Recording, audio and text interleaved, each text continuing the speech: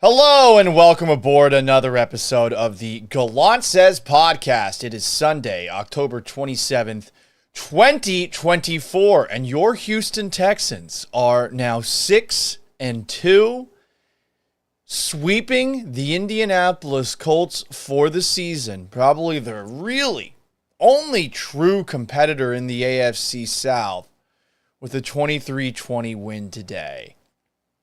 There's a lot to be happy about, but I suspect many of you guys will be nitpicking some of what we saw today.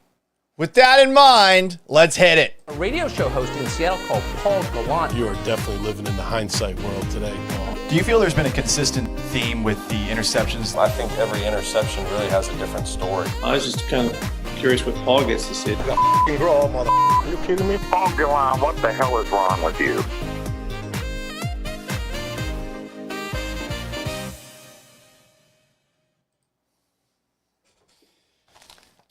Now, look, a win is a win, right? All those cliches are true. Being 6-2 is impressive. Being 6-0 in the AFC is impressive. Sweeping the Indianapolis Colts for what I think is just the third time is impressive. And yet, I still want more. Because we all believed a lot of the hype about this team going into the year. And you keep watching the Texans play, and you see these long stretches of the game where things are really one-sided. You know how the game feels. And then you look at the scoreboard, and you realize the game's close. And it just doesn't seem to make any sense. And that was, for the most part, today. I don't think I ever felt like the Colts had a chance to win in this game. How could you? There was a moment in this game where Anthony Richardson, right after he threw that interception to Jalen Petrie, was 2 for 15. He was so bad in this game. And you would have thought that in a game like this, even if the Texans shot themselves in the foot a couple of times, that they would have run away with it. And yet here we are. This is a weekly occurrence where, sure, they're winning, but we want more because we know they're capable of more, and it does feel like if they do this against a better team than Indianapolis, it'll bite them in the ass. Now, hey, they beat the Buffalo Bills a couple of weeks ago, and that win is aging very well. The Bills did trade for Amari Cooper after that. You'd have an impressive resume. It's just, you want to see this team for 60 minutes do everything right. I'm not asking for even perfection here, but take a look at the way that they finished this game. The offense has plenty of opportunities to put this thing away. And yet, in the second half, in what seems to be a tradition, there's a field goal drive after a 3rd and 6 is stopped at the Indianapolis 16. There's a field goal drive after a 3rd and 2 wide receiver screen loses 3 yards at the Indianapolis 13. You run all the way down to the Colts 8 with 3:07 to play, and then I don't know what the fuck that toss sweep was, but you toss the ball, it bounces off of Joe Mixon, it could have been picked up, and Rosencoptered all the way back for a Colts fumble return for a touchdown that all of a sudden gives Indy a lead that they didn't deserve. You were so close to that happening. Honestly, the Texans are very lucky that the call on the field was overturned, because that was, I think, certainly debatable whether or not a Texan player had knocked that Colt defender down. But he gets up, he rumbles all the way to the house for a touchdown, and I just remember thinking to myself, what in the ever-living fuck? How? How did that happen? And it never really was tense the rest of the way. The Texans stop the Colts pretty easily. They get the ball back. And even with a chance to potentially throw a Hail Mary at the end, you never thought that the Colts were going to win. But there are so many chances where the Colts could have. And I think that's where we all should be at, in that eventually this is going to kill them. They need to fix it.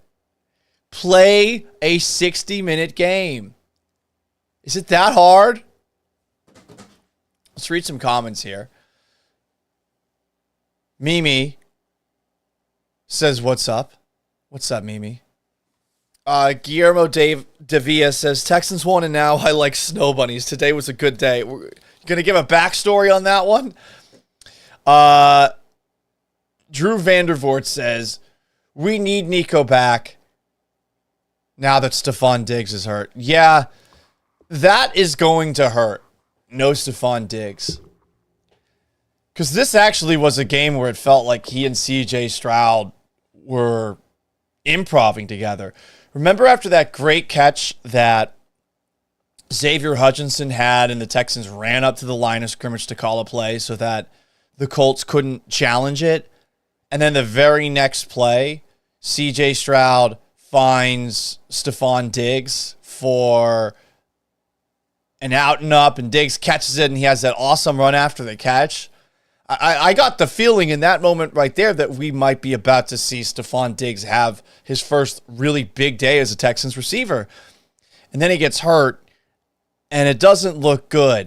D'Amico Ryans after the game said, it's unfortunate to see Stephon Diggs go down there. He's still being evaluated for a knee, so we'll find out further information as the week goes on. But I mean, Diggs went straight to the locker room after it happened. He didn't even go to the medical tent. Definitely going to keep him out a serious amount of time. I'm not a knee doctor, so I don't really know what is and what isn't. I'm hoping it's like a sprain or a partial tear, but just the vibes, the immediacy after Diggs went down on a non-contact injury while running a route, it didn't look good. And now another guy's going to have to step up on an offense that's been very inconsistent, because really the offense for the Texans right now is just Joe Mixon. I don't want to keep sounding so negative. So Joe Mixon was awesome and has been great. He had 25 carries for 102 yards and a touchdown. He had 4 catches for 32 yards as well. I don't know whose fault it was on that toss sweep, if that was a C.J. Stroud bad toss, if that was Mixon being in the wrong spot, if it was on Bobby Sloak for just calling a toss sweep in that situation, whatever the case. Mixon was great in this game. He runs violently, and I still cannot for the life of me figure out why the Cincinnati Bengals were about to cut him this offseason. And I know there's a obvious reason as to why they do it. The Bengals are really cheap, but you're going to be cheap with this guy? It's a running back. It's not a premium position. How much are you going to have to pay Joe Mixon to make him happy? Probably not that much. I mean, this contract he's got with the Texans is a pretty good one, but it's not breaking anyone's backs here. You know, it's not whatever the Jamar Chase contract, whatever he'll eventually get could be, or a T. Higgins contract could be. So they just let him walk. And Texans bring him in, and I think this Thursday game, short week, against the Jets team that's not very good against the run, you're going to be seeing a lot of Joe Mixon in that game, especially if Stephon Diggs is out. And you got to wonder how this offense is going to look. The Jets defense, at least on paper, is supposed to be good. I know they just lost to the New England Patriots today. Oh, boy. But I want to see the Texans put together a 60-minute complete game. We all want to see it. You're allowed to nitpick, even if you are happy about this team being 6-0 in the AFC and being 6-2 on the year. More comments here. Mimi says CJ is getting hit way too much. He won't last a whole season like this. Yeah, I am a little concerned myself. Early in this game, the Texans actually benched Kenyon Green, I want to say in the first quarter. And the Texans scored a touchdown on the drive that they benched Kenyon Green. But unfortunately, Jarrett Patterson, who came in for Kenyon Green, got injured on Joe Mixon's touchdown run. So Kenyon Green had to go back in, and Green just doesn't seem to have a whole lot of confidence. I was by Kenyon Green in the locker room after the game was done.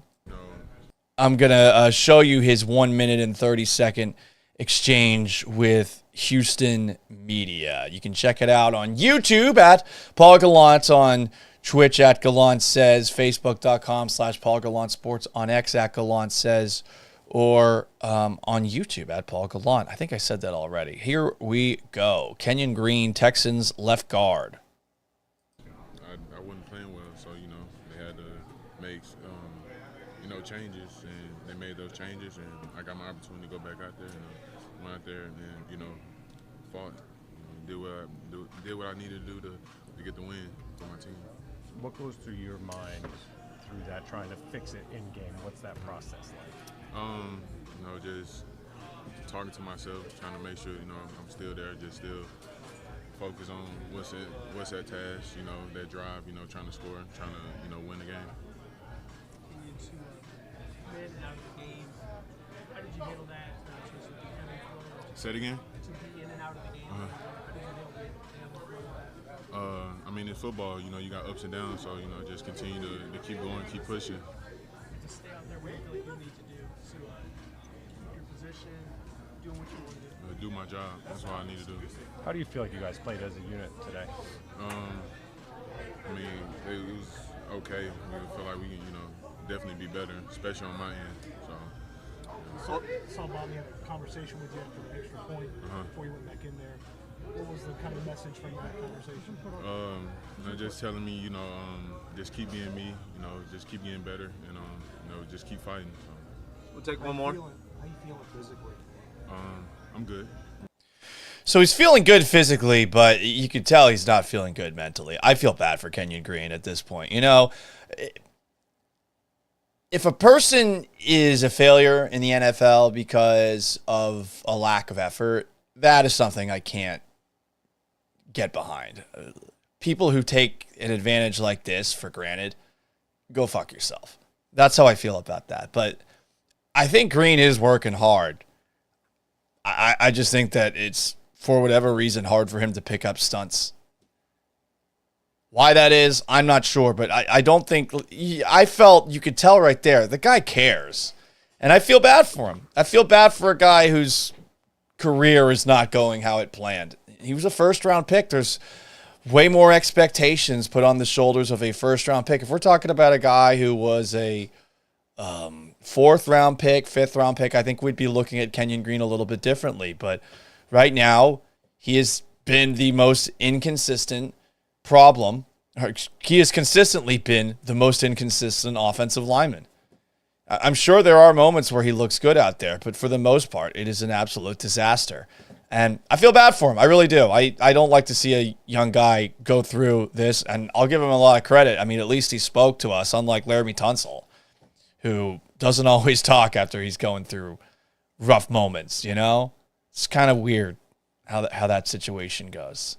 And look, Tunsil's a very good tackle, but if you have a bad day, I don't know, I feel like you should take questions. Kenyon Green did take questions at the very least there, but that's just inside media right now. I don't know what they do, especially now that Jared Patterson's hurt. I think that they should be making some phone calls looking for offensive linemen across the league. Someone asked what was up with Kendrick Green, not Kenyon Green, but one of your backup offensive linemen. We've seen him play fullback this year. I don't know. Truly, I don't know what's going on behind the scenes with the offensive line, but this week, leading up to the game, D'Amico Ryans and C.J. Stroud, they said that the offensive line would be better. And okay, Stroud only got sacked 2 times in this game, but was it better? Do we need to be positive about what we saw today? I don't think so. And I think you heard it from Kenyon Green there. The offensive line as a whole could have been better in this game. It wasn't a disaster, but Stroud is running for his life every play, and you're paying that offensive line $188 million for the 5 starters in terms of their total salaries. It's a lot of money that is not giving you a return on investment that you were hoping for. And it's leading to the Texans being in these spots where they might look like they're dominating a game, but they can't punch it in. They can't put points on the scoreboard, and that's really all that matters is the scoreboard. And you don't need to win with style points every single week, but it just is getting infuriating how repetitive everything feels right now, right? Everything is happening over and over and over again. And it's funny. How could a 6-2 team have any worse vibes than this one? You got a crowd that arrives late. You got a crowd that leaves early. And I kind of get it. This was a really slow, boring game where you went up against a quarterback who was fucking terrible, and you let that team hang around. Let's just go through some of how bad Anthony Richardson's been. I did really appreciate this tweet by Brandon Carney. Ooh, look at me. I'm Anthony Richardson. I either throw a 70-yard touchdown or shit my pants. Ooh. I mean, that's a great tweet. But that is kind of what he is. And I talked about this on my radio show this week. For whatever reason, the Texans generally make Anthony Richardson look good. It's a pretty small sample size. But if you take a look at Anthony Richardson's numbers against the Texans going into this game, you would see that Richardson in, what was it, like 2 series and a game against the Texans? In 6 quarters, he has 5 touchdowns, 3 rushing, 2 passing, averaging 9.2 yards per pass attempt with a QBR of 90.1, averaging 10.1 yards a rush. It's a little flukish. Obviously, those big plays that the Texans allowed in week 1, concerning. And guess what? It happened again. I don't know how Josh Downs got so wide open on that 69-yard touchdown pass that Richardson threw to him. But Richardson was terrible in this game. And you let the Colts hang around because your offense couldn't be consistent. And, I mean, shit, Richardson's performance, which started off first half 2 for 15 with a touchdown and an interception. He finishes the day 10 of 32 for 175 yards, and they sacked him 5 times. Texans pass rush has been really good. I suppose you could say, hey, the Texans are a team that holds mobile quarterbacks to sub 33% completion percentage games, which is pretty impressive. They did it to Josh Allen too. But Richardson was so fucking bad in this game. And there was a moment where Richardson left the game for a second. Remember that? I think it was right before halftime, right? Joe Flacco comes in for a 3rd down, and you're thinking to yourself, oh, Richardson must be hurt. And I saw the replay showing he was tapping himself on the head as Flacco came in. This is the excuse that Anthony Richardson gave for subbing himself out of the game today. Here it is. You can watch it on YouTube at Paul Gallant, on Twitch at Gallant Says, Facebook.com/Paul Gallant Sports, on X at Gallant Says, and on Instagram at Sports Gallant. Man, tired. I ain't gonna lie. That was a lot of running right there, what I did, and I don't think I was gonna be able to go that next play. So I just, just told Sam I just needed a break right there. I need a break? Bro, you're the fucking quarterback. And your backups played all right this year. Way better than expected, Joe Flacco once again. What are you doing, man? You got to be out there. If you're concussed, you're concussed, but checking out of the game because you needed a breath? You're the quarterback, dude. You're expected to be in there no matter what. You're expected to lie on a concussion test. And you should have lied there and said, oh, I thought I might have a concussion or something like that. That's what I'm seeing. Everybody, the consensus opinion is, Richardson, you should have lied, buddy. And I agree. I mean, I'll give him some props. There's respect in being an honorable man. And he's being honorable. He's telling the truth here. But, God, it's a bad look, especially when the Colts probably should have benched him. with how inaccurate he was today. I don't know what Richardson's ever going to be, but this is a really bad sign for him. And, I mean, Colts fans are killing him right now.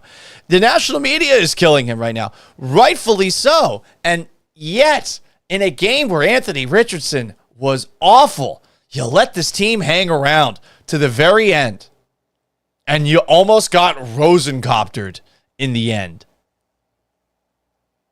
That's what's frustrating about this team. You should be happy about the win. There's a lot of things to look at and say, this was nice today, but ultimately, we're still looking for this team to put together a 60-minute game, and they haven't done it.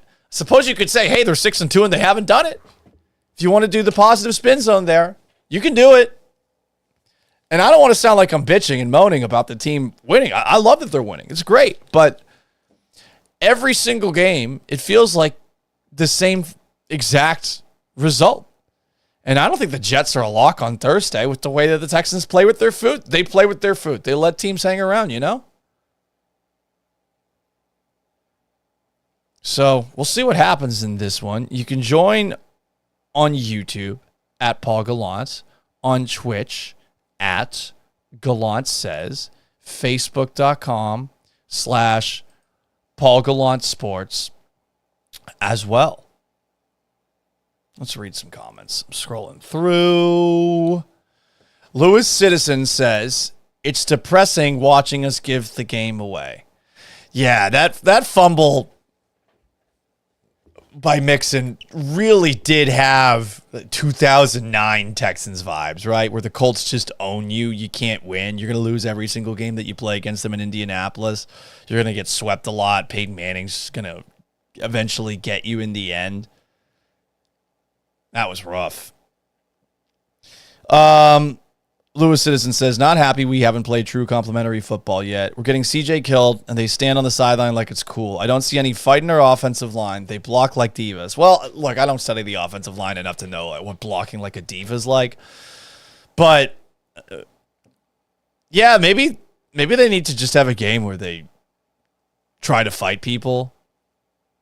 A body bag game of sorts. Just get a little Greg Williams bounty action going. Just try to flatten people. I don't know. I'm thinking about what you could possibly do. It does feel like you're going to need to bring somebody else in. A coaching change in the middle of the year probably isn't going to help, you know? Whether it's Bobby Slowick, an offensive coordinator, or your offensive line coach. There's Chris Strausser. There's other guys there too. They have 3, I think, total offensive line coaches. I think you need some new personnel. And I wonder if the Texans will make a trade. We've seen Nick Caserio be aggressive this offseason. Is he going to be aggressive in the middle of the year to go get an offensive lineman? I feel like you have to do it now. More comments here. Lewis Citizen, maybe he needs more time to understand the schemes next year, not this year. Yeah, it could be that. Chris G says, Kenyon Green is a bad bust of a pick. A lot of people are not talking about the center Juice Scruggs. He is missing a lot of those defensive line stunts as well. When they're right next to each other, it's hard to know who's at fault, but if they're right next to each other and up the middle, I mean, they're both at fault. The offensive line has to be in sync. They have to be communicating.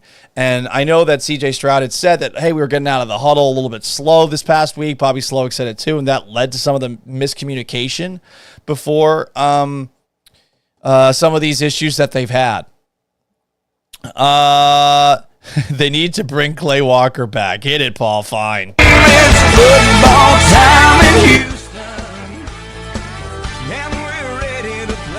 Sorry, that was overmodulated. My soundboard is all messed up. I don't know why the levels are the way that they are in this OBS app, but let's do it one more time.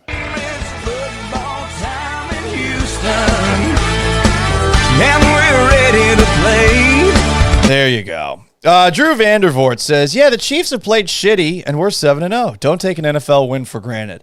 It's different for the Chiefs, though, right? I mean, the Chiefs have won back-to-back Super Bowls. They've been there and done that. And I think for this fan base, which, let's be honest, is a little bit bandwagon-y, I think a lot of people want to know that they can trust a professional football team here in town. I actually totally understand that. I do not judge you at all for that. At all. It's hard. It's hard to have faith when the team that was here before, the Oilers, was a bunch of choking dogs. They just had cool uniforms. And then they leave town, and now you got this team back, and it's a lot more of the same. But people are definitely not 100% in on this team. And I think you kind of see it with the fans that are showing up late and the fans that are leaving early, too. I mean, this was a close game. Fans were leaving early. Weird. Tiemann says, as good as Caserio is, to not make a trade for a left guard or wide receiver is genuine malpractice. Eric Valdez says, I'm glad they won, but they really need to address the guard position. Kenyon is a bust, and he's going to get CJ injured. Chris says the offensive preparation has been a shit show. The team looks so confused before the snap. Yeah, they do. Luda asks about Patterson, any update on him? Nothing on him for now. I'm sure we'll get some from D'Amico Ryans tomorrow. And we'll talk about it tomorrow on the Gallant Says podcast, which you can see on YouTube at Paul Gallant, on Twitch at Gallant Says. I got to get this thing started, I think, a little bit earlier than I do. I take so long to get out of NRG Stadium when I'm there for Texans games. And maybe if I did that, I don't know, things would be a little bit more popping here in the comments section. I wonder if this offense will ever figure out consistency, though. I mean, the offensive line is a big part of it, but the 3 red zone possessions, they end in a field goal. The late one ends in a fumble. You're calling screens to your wide receivers too much. Oh, just a lot of bad vibes with a 6-2 team. It's so strange. The defense is doing its job for the most part. I'll give you some positive on the way out. 5 sacks today. Daniil Hunter's sack on that last play was really impressive. I mean, he basically tackled through an offensive lineman, bringing him down. You had Jalen Petrie, who's always in the right place at the right time, getting a key interception too. But the things that I want to see cleaned up, falling asleep on the 69-yard touchdown pass to Josh Downs. There were a couple of moments where Richardson had guys open downfield again, and he just missed the throws.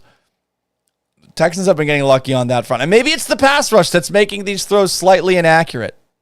Maybe that's what it is.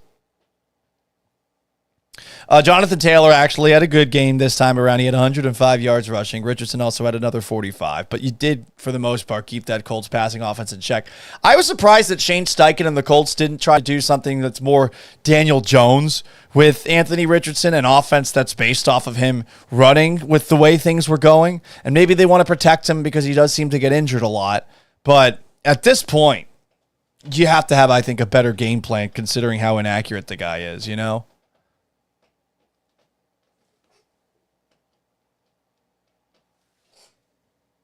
My cat's behind me somewhere, clawing into the furniture. What else do we have here? This is Joe Mixon after the game. I thought this was a pretty interesting quote. The running back for the Houston Texans. You can, again, watch this on YouTube at Paul Gallant, on Twitch at Gallant Says, Facebook.com/Paul Gallant Sports, Instagram at Sports Gallant. Here we go. We do it with the best of them. You know what I'm saying? There ain't nobody out here that can literally just line up with us and feel like they could just impose their will. We really living like that, honestly. But at the same time, we got to show that. We got to put it together and finish when given opportunity. You know what I'm saying? But at the same time, like I said, man, I'm not worried about, we didn't finish this, we didn't finish that. That's what practice come in for. We got to go correct that in practice. And I believe that we will. We'll do them little corrections. And when that time comes, when we're in that opportunity again, we got to show why, guys can't really line up. Because, we got weapons everywhere.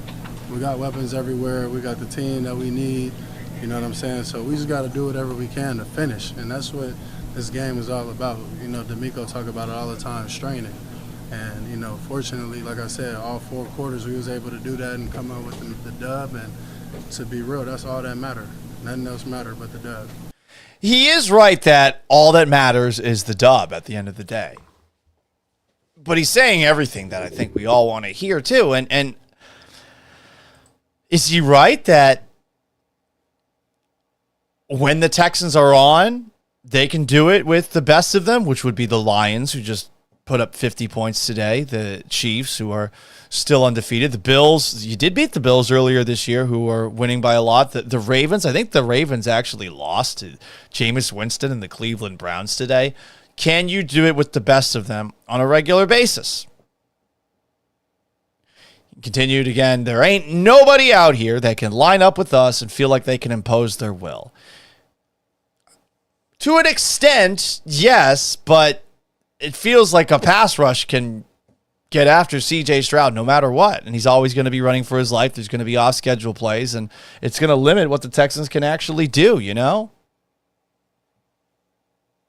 It's super frustrating, the way that this team isn't able to go for 60 minutes, to shut the door. I have a problem in my condo right now. Basically, if I don't lock the door just opens up now. And it feels like that's where the Texans are. If they forget to lock the door all the time, next thing you know, the door's open and you got a $200 air conditioning bill because the energy is going all the way out the door. And on top of that, for whatever reason, it's still 100 fucking degrees outside in Houston. That's sort of where you're at right now. So Mixon, I think, is saying what we all feel like about this team. There's a lot of potential here, and yet, for whatever reason, they just can't dot the I's, cross the T's. Will they? I don't know. We'll see. We'll see. More comments here on YouTube at Paul Gallant. You can comment on Twitch at Gallant Says, Facebook.com/Paul Gallant Sports, on Instagram at Sports Gallant, and on X at Gallant Says. Diggs hurt. When's Nico Collins coming back? Collins should be back for the Texans next game.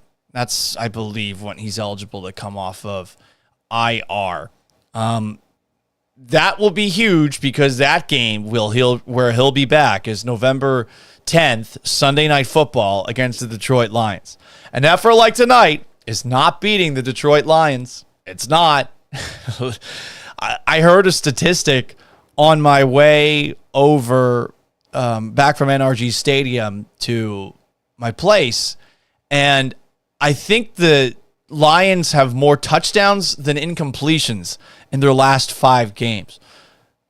I think 24 touchdowns and 18 incompletions or something like that. It's insane. They're playing at a really high level. This isn't going to beat the Lions. It's not. Goff's been really good this year. He's arguably the MVP. And he's not going to be missing 20-plus passes like Anthony Richardson today. 10 of 32. Holy crap, man. More comments here. Eric Valdez says just about any guard would be better. I'm with you. Really, anybody else. D's Hut says, you think most trades until the deadline should be focused more towards our offense? Yeah, though, don't forget, trades happen a little more in the NFL, but the NFL trade deadline is rather disappointing for the most part. It's not like with baseball and with basketball during the offseason.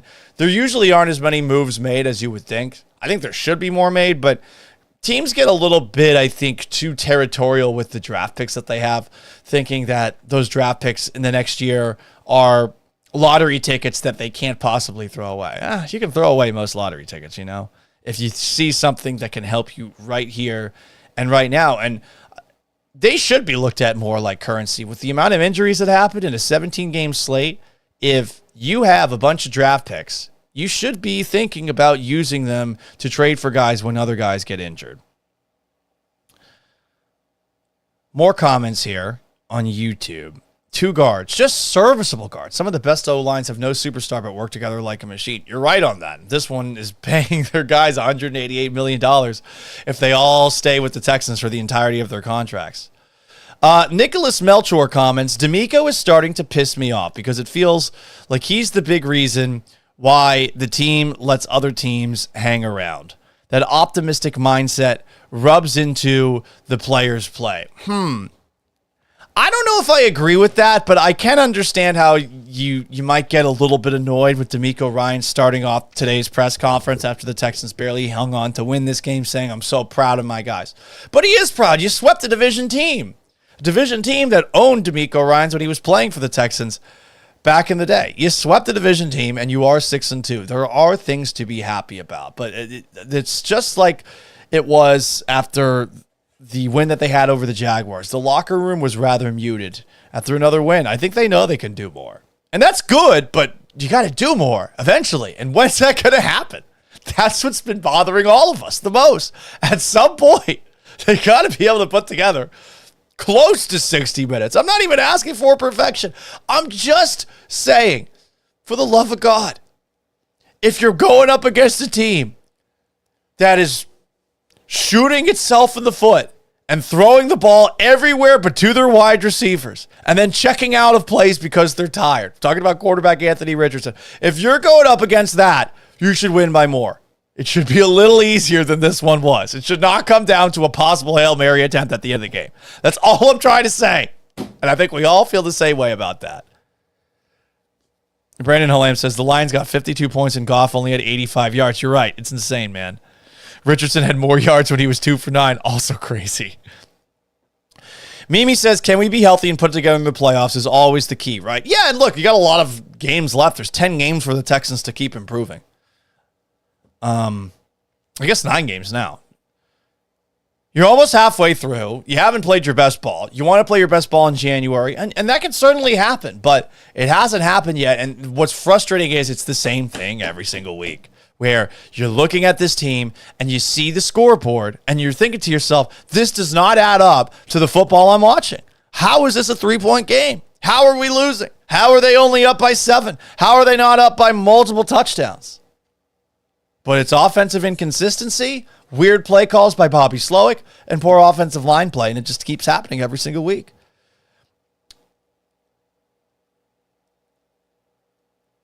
What else do we have here? Luda, thoughts on Devin White? He looked freaking huge compared to Azeez Al-Shaair. Heard from him after the game. He's saying all the right things. I hope it works out for him, truly. I know I said I wasn't a fan of the signing at first, but he's doing, just like Stephon Diggs when he came here, he's doing all the right things, at least when it comes to talking about things. I think he's grateful to have an opportunity here.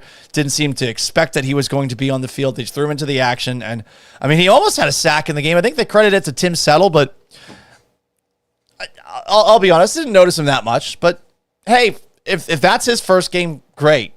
Didn't notice him as a liability in coverage or anything like that.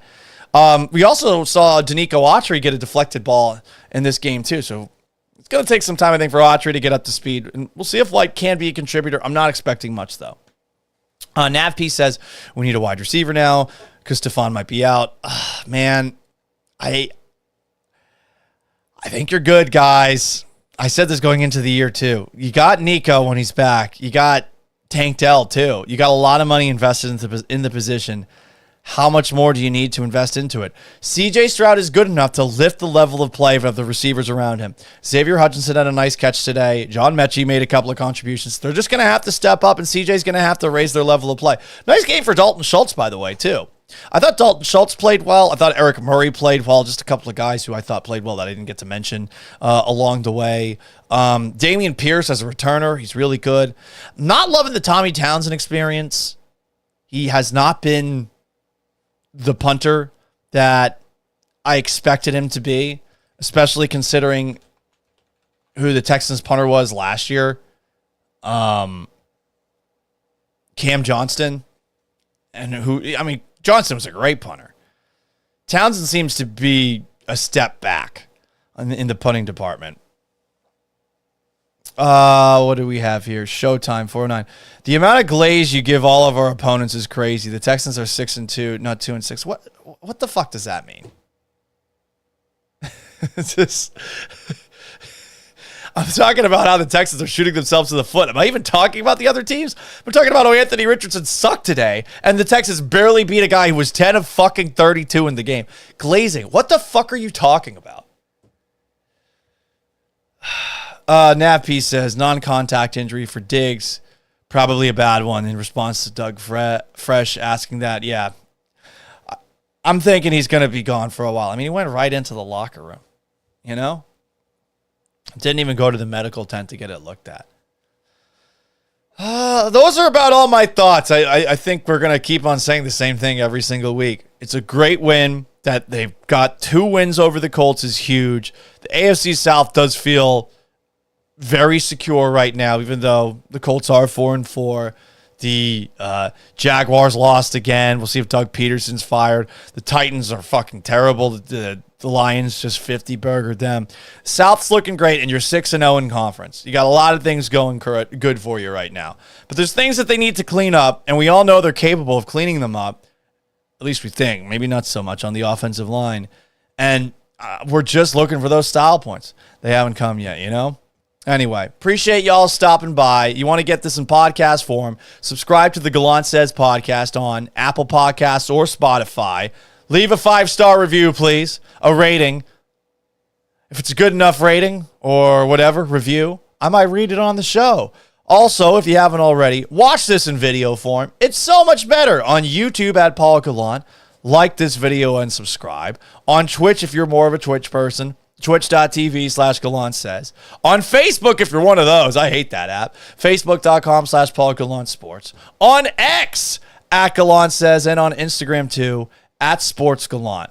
I am merely Paul Gallant. So long, farewell. Have yourselves a wonderful rest of your Sunday. You'll hear me with Joe George tomorrow at noon on ESPN 97.5 and 92.5. Then another show, 4 o'clock. We're finally going to do it on Monday. Until then,